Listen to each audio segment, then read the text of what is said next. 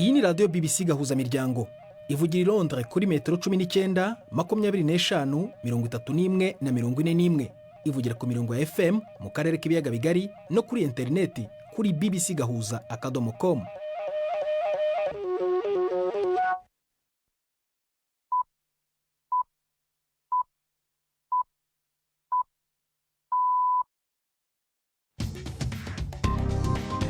Ubu ni saa 10 n'igice ku isaha mpuzamahanga ya GMT, ni saa 12 n'igice ku masaha yo mu Rwanda no mu Burundi. Muri studio muri kumwe na Prudence Ngiyumva. Weriwe hoteza amatwi BBC gahuza miryango aho uri hose ku isi, kaze kuri bbcgahuza.com, kuri radio, kuri Facebook live mu buryo bw'amashusho no ku mirongo migufi ya shortwave. Dore ingingo z'ingenzi z'amakuru turambora mu kanya kuri uyu wa mbere tariki ya 11 z'ukwa munani. Ishami rya Loni rishinzwe gahunda y'ibikorwa by'ubutabazi OCHA riravuga ko kuva mu ntangiriro z'uyu mwaka abantu bagera kuri miliyoni 3 bari baravuye mu byabo mu burasirazuba bwa Repubulika ya Demokarasi ya Kongo basubiye mu ngo zabo. I Gaza hakozwe umuhango wo gushyingura abanyamakuru 5 ba televiziyo ya Al Jazeera bishwe n'igitero cya Misiri cya Israel mu ijoro ryakeye. Turajya mu Rwanda kandi ku kirwa cya Munanira mu ntara y'Amajyaruguru, kimwe mu birebwa na gahunda yo kwimura abatuye kubera ko gifatwa nk'ikiri mu manegeka, ariko bamwe mu bahatuye bafite akangononwa. Twarya iki byiza baturika ngaha tukajya turarya ibyo dusanzwe turya, asogokuru n'abasogokuruza bavukiye hano barakuriraho barasaza. Hari n'imikino nk'uko bisanzwe bari wa mbere.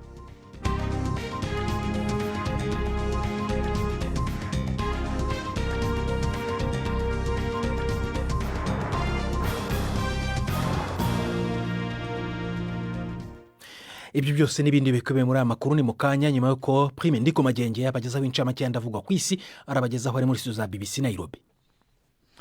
Umukuru wa leta zunze ubumwe za Amerika Donald Trump yemeje yuko agiye kugomora ingabo za Garde Nationale Washington DC, yongera bari wagenzura igipolisi c'ico gisagara mu kurwanya ico yise amazi yarenze inkombe mu bukozi bw'ikibi. Urugero bw'ubukozi bw'ikibi ku murwa mukuru wa Amerika rugize igihe rugabanuka, ariko umukuru w'igihugu yerekanye ubuzima bw'i Washington nk'ubugeze habi cyane.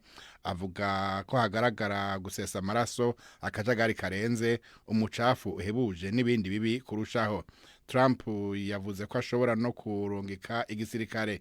Yavuze kandi ko afise umugambi wo gufatira izo ngingo ibindi bisagara cyo kimwe na Washington.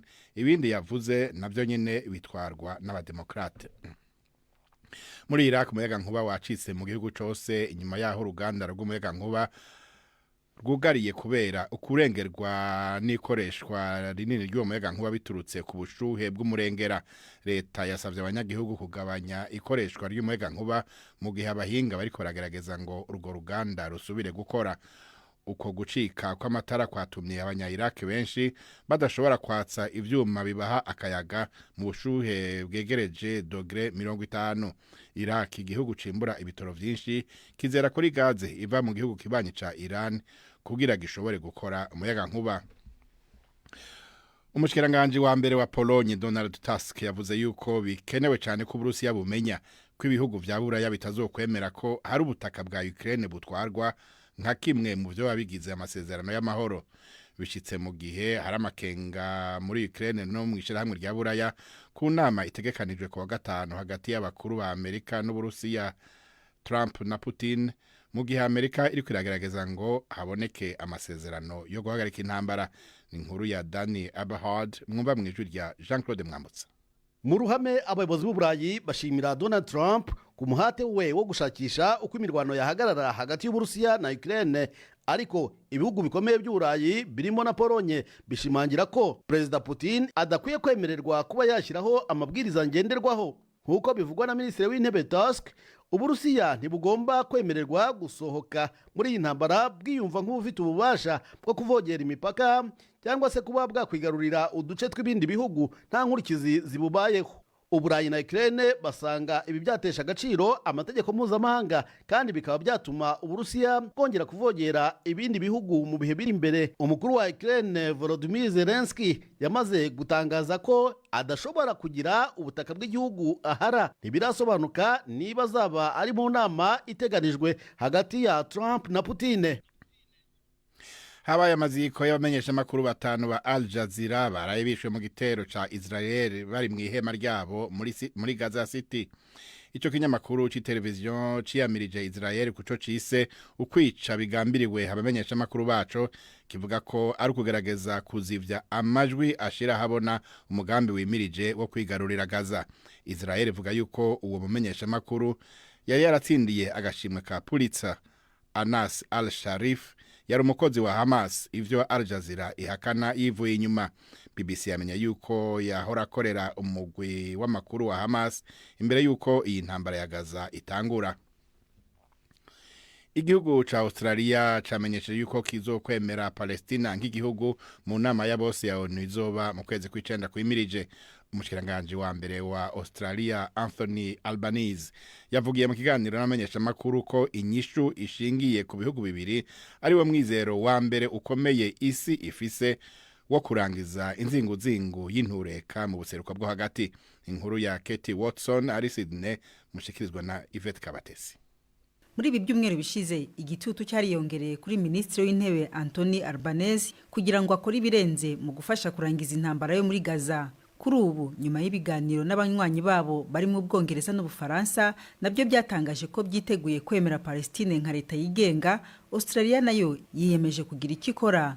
Bwana Albanese yavuze ko azaganira na Minisitiri w'Intebe wa Israel Benjamin Netanyahu na Perezida wa Palestine Mahmoud Abbas. Bwana Albanese yavuze ko bigaragara ko hakeneye igisubizo cya politike aho kuba icya gisirikare. Yemeza ndetse ko Palestine yamwemereye ko nayo yifuza amahoro. Naho Bwana Benjamin Netanyahu yanenze ibyo bihugu, avuga ko biteye isoni gutekereza ko kwemera Palestine nka leta yigenga byazana amahoro. Ikigega c'ubutunzi bwite cy'igihugu ca Norvege ica mbere kinini ku isi kivuga yuko kiriko kiravana imwe mu mitahe yaco mu byo gitungiye muri Israel kubera uko ibintu vyifashe muri Gaza no muri Jordani. Ico kigega gifise ibintu biciye amafaranga hafi imiliyaridi ibihumbi 3 vy'amadolari hirya no hino ku isi, cavuze yuko cagurishije 11 kuri kompanyi 60 gifise muri Israel kandi ko hariko harigwa izindi covamwo. Uko kuvanamwo imitahe kuje inyuma y'isuzumwa ryihuta ry'ico kigega ryategetswe na leta ya Norvege, inyuma yaho ibinyamakuru bivugiye ko ico kigega gifise imitahe muri kompanyi y'imoteri z'indege ibungabunga nako yitaho indege z'intambara za Israel. Urakoze Prime, ndi kumagenge kuri ayo makuru ya BBC.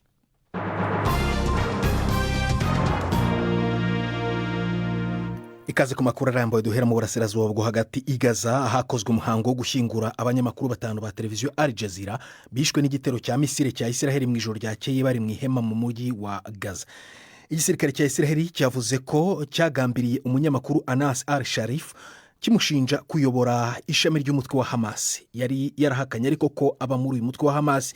Inkuru ya Yolande uri i Yerusalemu murayumva mu ijwi rya Yvette Kabatesi. Ku baturage benshi mu bihugu bivuga ururimi rw'icyarabu, Anar al-Sharif yari yarahindutse izina rizwi muri aya mezi 22 intambara ya Gaza imaze.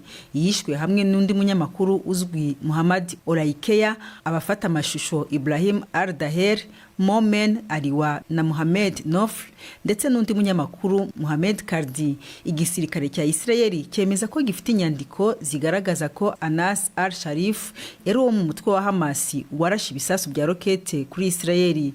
BBC yumvise ko mbere y'intambara uwo mugabo yakoreraga itsinda ry'itangazamakuru rya Hamas i Gaza. Israeli ntiyigeze itanga ibisobanuro ku rupfu rw'abo banyamakuru bandi.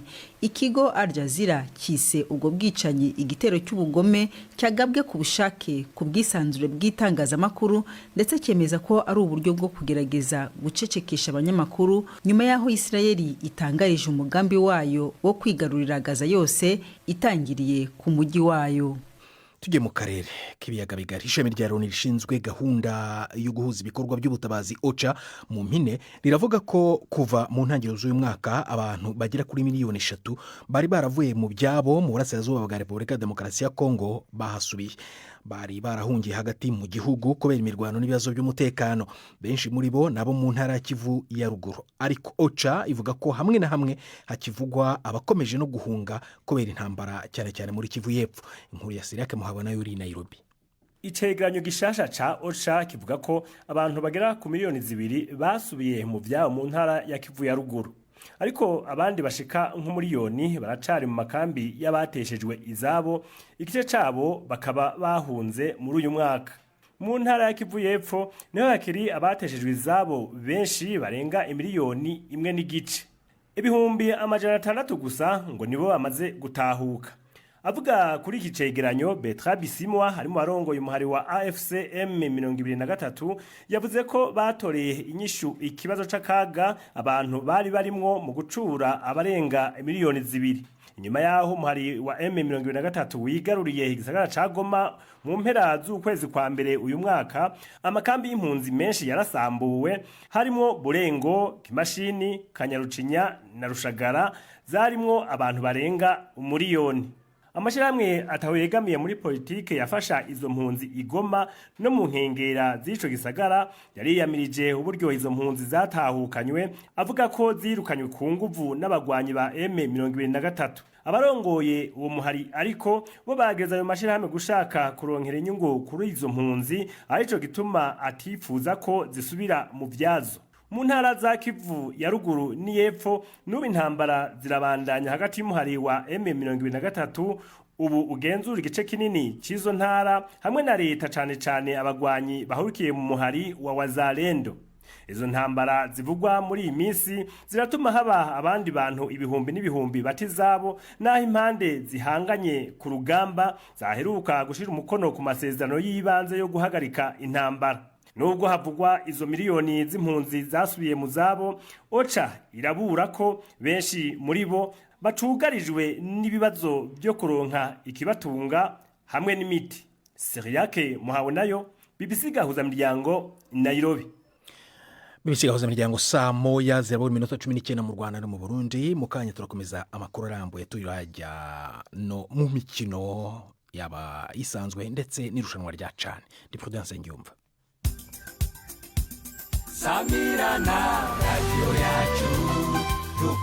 Ibiganiro vya BBC kuri radio Humuriza mu Burundi ni ku murongo wa FM 99 n'ibice bitandatu. BBC Gahuza Miryango. Duhere mu Rwanda ku nkuru ijyanye na gahunda y'igihugu yo kurema parike y'ibirwa. Uyu mugambi uzibanda cyane ku biri mu kiyaga cya Kivu, uzagera no ku bindi ariko bito birimo ibirwa nabyo bigomba kwimurwaho abaturage. Leta ivuga ko ibizakorwa kugira ngo bijye mu bigize iyo parike cyangwa se bishyirweho ibikorwa bikurura ba mukerarugendo nk'amahoteli. Ikirwa cya Munanira kiri mu kiyaga cya Burera mu ntara y'Amajyaruguru ni kimwe mu birebwa n'iyi gahunda. Gifite uburanga gakondo ariko gifatwa nk'ikiri mu manegeka kubera imiterere yacyo. Bamwe mu bagituye bavuga ko bibagoye kuhava, cyakora hari n'abandi bemera kwimurwa gusa bakaba bafite ikibazo cyaho bazerekeza. Mugenzi wacu Jean Claude Mwambutsa arahanyerukiye aganira na bamwe mu batuye atuzanira inkuru.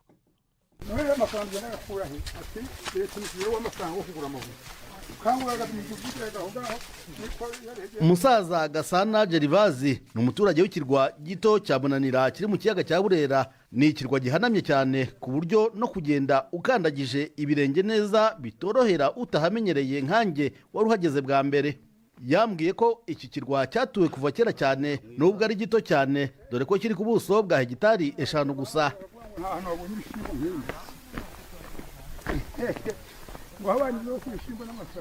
Urebye ukuntu iki kirwa gihanamye biragoye kwemera ko cyaba gituwe n'abantu, ariko Jerivazi w'imyaka 71 yambwiye ko ariho yavukiye. Ariko se avuga iki ku mushinga wo kwimuka kuri iki kirwa nk'uko byifuzwa na leta? Twarya iki ibyiza batureka ngaha tukajya turarya ibyo dusanzwe turya. Basogokuruza bavukiye hano barakuriraho barasaza. Jewe ibyo navugaho na nubu nyine mbibwiraga nyine nk'abo abana bakiri batoya bo bakarebana ko bagezeyo batabona aho kugura ngo babone aho guhinga n'ico kurya. Munanira iratuwe ariko si cyane kuko ituwe n'abaturage 104 gusa bagabanyije mu miryango 26. Aba babayeho mu buryo bwa gakondo bagatungwa hanini n'umusaruro w'ubuhinzi bwabo. Umubyeyi Ntawirinda Yudita avuga ko kuhaba ari amabura kindi. Kuvino byo twarabyemeye turabishaka, ariko ico twasabye ko badushakira ubutaka bugufi bakatwubakiramo tukava no kuri iki kirwa. Nta mazi meza tubona, nta muriro, abanyeshuri bakaziva ino bagoye, ubwo tukaba dushaka kugira ngo bazaduhe n'icombo kiza kidutwara ariko bakatwubakira bugufi.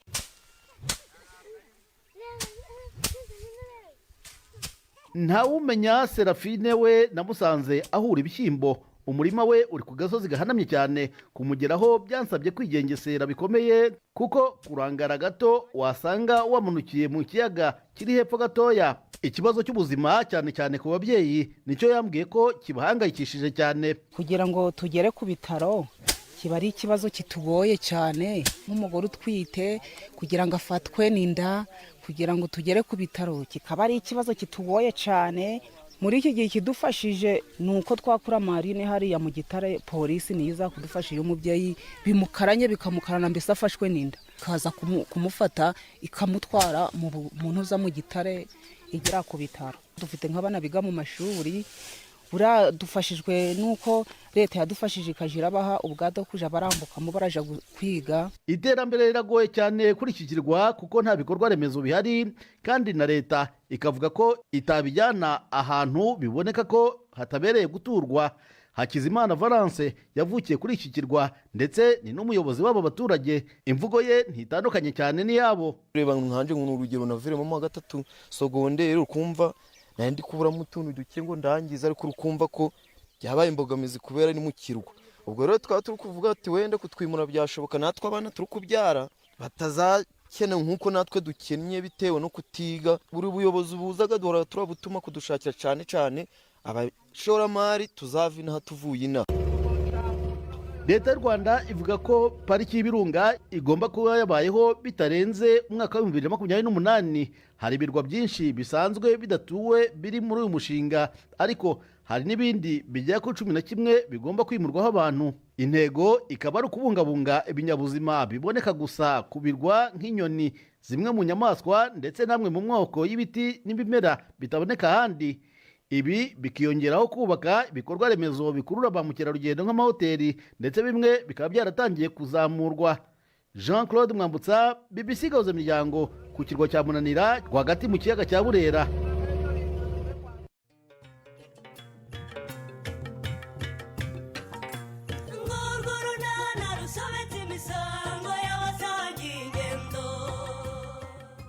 Mu kiganiro nacyo kuri wa kabiri twabateguriye. None se mama, niba ugenda umuvuga mu bantu ngo yampaye inzaratsi ampindura inganzwa, urumva yabyishimira? None se agende kuvuga ukuri, urumva ari iki cyatuma umugabo atumuryango wa se na nyina akajya gukora ibiraro byose waba w'umugore? Ariko ibyo twabivuganyeho tubifatira umwanzuro, ndibuza ko bitakiri ikibazo. Bitaba ikibazo se. 12:45 kuri BBC. Urunane rero ni ejo kuwa kabiri hano kuri BBC Gahuza Miryango. Reka noneho tujye mu mikino na Yves Bucyana. Imikino kuri BBC Gahuza Miryango. Mwereho neza abakunzi b'imikino kuri BBC, ay'imikino nyahereye muri Afurika. Amakipe yo mu Rwanda no mu Burundi mu bikombe bya CAF ariyo mpuzamashyirahamwe y'umupira w'amaguru muri Afurika yamenye ayo bizahura mu mikino y'amajonjora mu gikombe cyayabaye ya mbere iwayo Champions League. APRFC yo mu Rwanda izacakirana na Pyramids yo mu Misiri ari nayo ifite icyo gikombe. Ni ku nshuro ya gatatu zikurikiranyije aya makipe ahura mu mikino ibanza. Mu mwaka wa 2023 Pyramids yasezereye APRFC isekuye ibitego 6-1. Ni mu gihe Aigle Noir yo mu Burundi yo izahura na Asas yo muri Djibouti. Naho mu gikombe cya CAF Confederation ikipe ya Rayon Sport yo mu Rwanda yatomboye kuzakina na Singida yo muri Tanzania. Ni mu gihe ikipe ya Flambeau du Centre yo mu Burundi izakina na Al Akdar yo mu gihugu cya Libya. Ikipe zizatsinda zikazahura mu cyiciro gikurikiraho.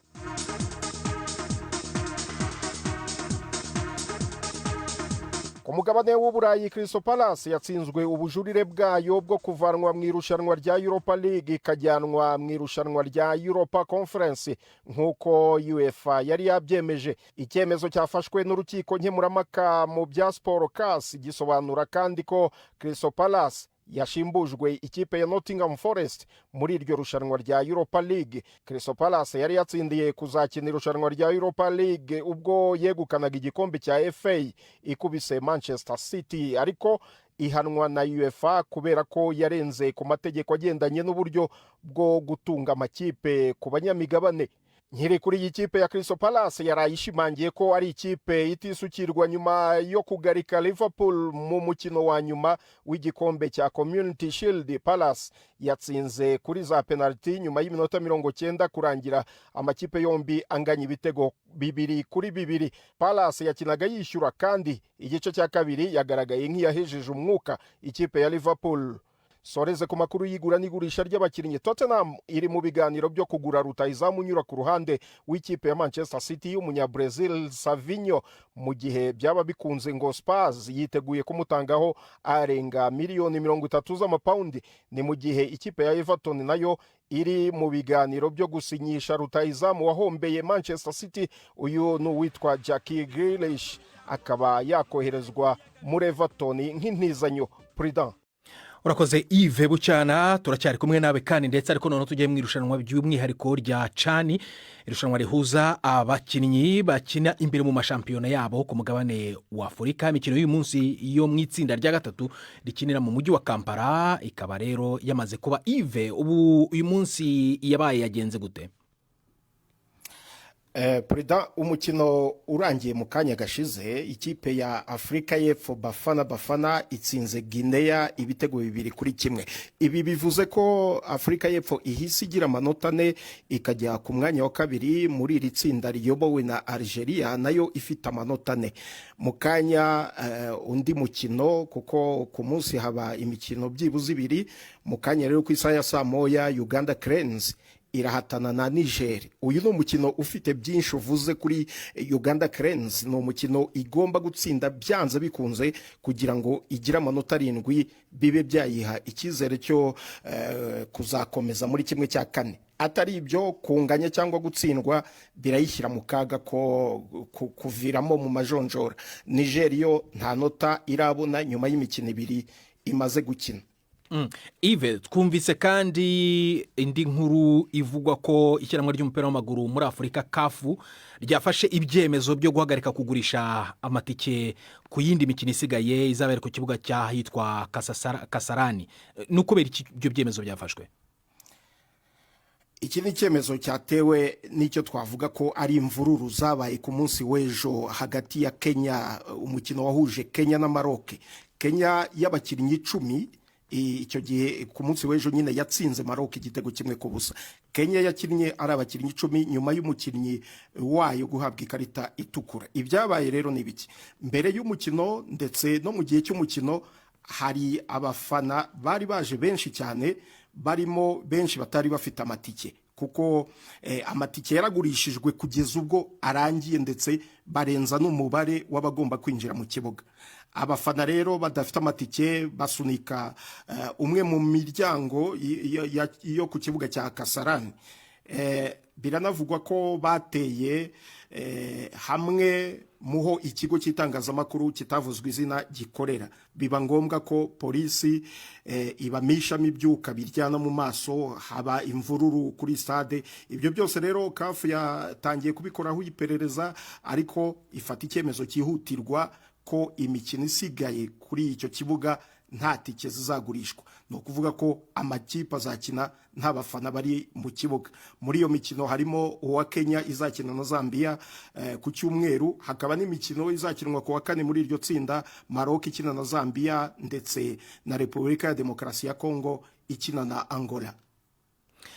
Hanyuma Yves, mu kanya warukomoje ku makipe ashobora kubona kujya muri kimwe cya kane, aramaze kumenyekana yamaze kubona itike yo kujya mu kimwe cya kane? Prida, kugeza ubu ikipe ya Tanzania ifite amanota 9-9 nyuma yo gutsinda imikino 3 yamaze gutsindira kujya muri kimwe cya kane.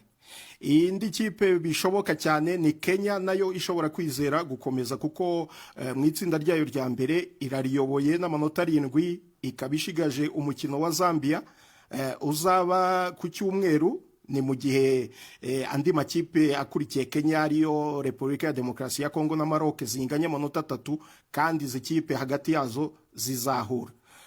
Ibi rero bishobora guha amahirwe Kenya kuko zihuye imwe igatsinda nayo yagira 7 ariko se zinganyije zaguma ku manota 4. Ibi rero bikaba biha amahirwe Kenya, kandi ikindi nuko Kenya irakinana umutima wayo wose kubera gutegerwa cyane na President William Ruto. Uyu President Ruto yongeye kongera agahimbaza musyi yahaga abakinnyi, ababwira ko nibatsinda Zambia ku mukino wo ku cyumweru hazongerwaho kuri miliyoni y'amashiringi bahabwaga ku mukino batsinze, hazongerwaho andi noneho ayashyira kuri miliyoni 2.5 z'amashiringi. Ubwo mu Manyarwanda no gukuba 11, urumva uko angana. Hanyuma rero ubwo batsinda Zambia bazahita bajya muri 1/4 nabo. Urumva rero Kenya irakina ifite ubushake bwinshi cyane kubera ako gahimbaza musyi, ndetse anavuga yuko ikipe nigera muri ni batsinda umukino wa 1/4 bazahabwa miliyoni y'amashiringi kongeraho inzu ziri mu mugambi w'amacumbi aciriritse mu mujyi wa Nairobi. Ibyo niko yabemereye kuri buri mukinnyi ndetse no kuri abagize staff, niko twavuga abatoza, abungirije abatoza, abafite akazi mu ikipe yose ya Kenya, ko buri wese azahabwa inzu iri mu mugambi w'amacumbi aciriritse kongeraho miliyoni y'amashiringi. Miliyoni y'amashiringi ubu ihagaze kuri miliyoni 11 z'amafaranga y'u Rwanda. Na kayabo Yves, ndumva amafaranga menshi cyane, bumva bafite impamvu yo kuba batsinda bakagera kure. Yves, kuva twatangira kuvuga amakuru ajyanye n'iri rushanwa rya CHAN, hari abibaza bati u Rwanda, u Burundi ntabwo twigeze tubyumva mu bivuga. Bimeze gute? Hari impamvu yatumye batabona tike yo kujya muri iri rushanwa? Perezida, reka mvuge wenda ku Rwanda. U Rwanda, shampiyona y'u Rwanda iraciriritse ugereranyije n'ibi bihugu biri mu mikino ya CHAN, ugereranyije n'ibihugu byo mu karere. Usanga shampiyona iri hejuru cyane kugeza ubu ni shampiyona ya Tanzania, kongeraho shampiyona ya Uganda, hakaza shampiyona ya Kenya kuko iri kugaragaza yuko nayo ifatika kurenza iy'u Rwanda. Shampiyona y'u Burundi uroye abakinnyi b'i Burundi benshi kubera hari ikigaragara nka mikoro atari menshi, ubona baza gukina cyane mu Rwanda haboneka agafaranga, bakajya gukina muri Tanzania hari amafaranga menshi kuko shampiyona ya Tanzania n'ibihembo byayo ku makipe ikipe yatsinze igikombe cya shampiyona ihabwa amafaranga menshi kandi afatika. Hanyuma mu Rwanda rero ubona ni ikipe imwe ihora itwara shampiyona ku buryo bigaragara yuko nta myitozo andi makipe yiha ku buryo havamo n'ikipe y'igihugu ikomeye, nicyo navuga. Yves, vuba yena nko masagonda 30, ejo imikino izaba ni yihe? Ejo hazakina itsinda rya 4 rikinira Zanzibar. Senegal izahura na Congo Brazza. Senegal ifite amanota 3, Congo Brazza ifite inota 1, Sudani ifite inota 1 yo ikazacakirana na Nigeria kugeza ubu idafite inota na 1. Urakoze Yves Bucyana. Nibutse ko hari umunyamakuru wa BBC urudukurikirana irushanwa rya CHAN ari Kigali mu Rwanda.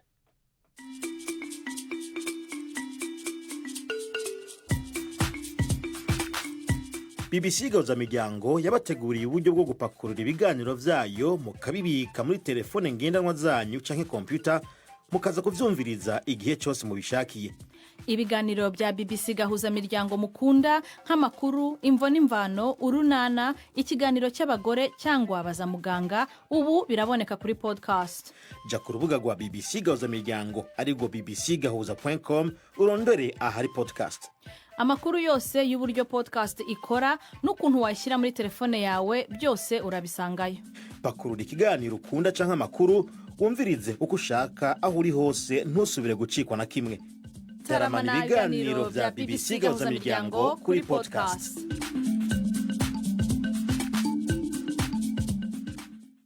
ahangaha ni naho turi kurangiza ibiganiro byacu byo kuri uyu wa mbere. Gusa ushobora kongera kubisanga kuri bbc.gahuza.com. mbere kuva muri studio nakubwira ko ishami rya Loni rishinzwe guhuza ibikorwa by'ubutabazi OCHA rivuga ko kuva mu ntangiriro z'uyu mwaka abaturage bagera kuri miliyoni 3 bari baravuye mu byabo muri Repubulika ya Demokarasi ya Kongo mu burasirazuba bamaze gusubirayo. Ndi Prudence Nyoba wakoze gute mu BBC Gahuza Miryango.